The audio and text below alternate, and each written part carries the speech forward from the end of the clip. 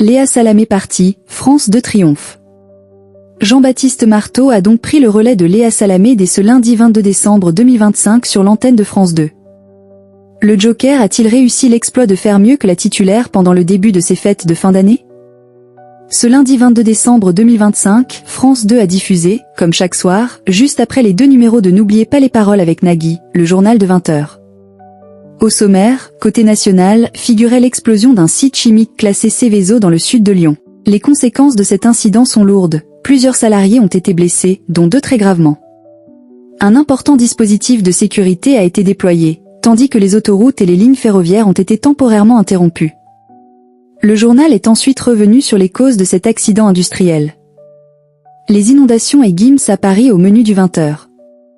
Les inondations dans le sud ont également occupé une large place dans le journal de 20h, avec l'Hérault placé en vigilance rouge. Près d'1 millier de foyers ont été privés d'électricité et de nouvelles pluies étaient attendues dans la nuit.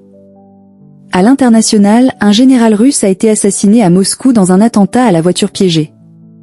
Ce lundi 22 décembre 2025, Léa Salamé est partie et a laissé sa place à Jean-Baptiste Marteau. Le Joker et animateur de la matinale de France Info a réuni 4,31 millions de personnes pour la première partie de ce journal entre 19h57 et 20h26, soit 22,8% de part de marché auprès des 4 ans et plus, dont 14,4% sur les 25-49e ans et 21,3% sur les CSP+. Sans la concurrence des talks, le journal retrouve des couleurs. Jean-Baptiste Marteau fait mieux que Julien Arnaud la saison passée avec 22,6% de part d'audience la saison passée. Jean-Baptiste Marteau s'est entretenu avec Gims à l'occasion de son concert diffusé ce mardi 23 décembre 2025 sur France 2 en première partie de soirée. Cette interview a sollicité l'intérêt de 4,09 millions de personnes entre 20h26 et 20h31, soit 21,4% du public, dont 14,4% sur les 25-49e ans et 21% sur les CSP+.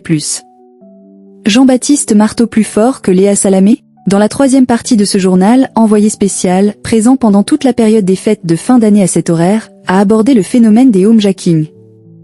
Le magazine a mis en lumière des cambrioleurs se faisant passer pour des livreurs et ciblant leurs victimes à partir des informations exposées sur les réseaux sociaux.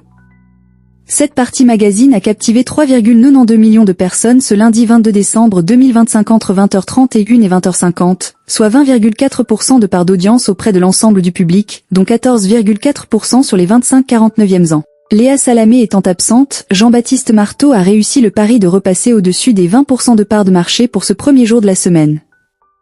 France 2 triomphe alors. Jean-Baptiste Marteau est à retrouver ce mardi 23 décembre 2025 sur l'antenne de France 2.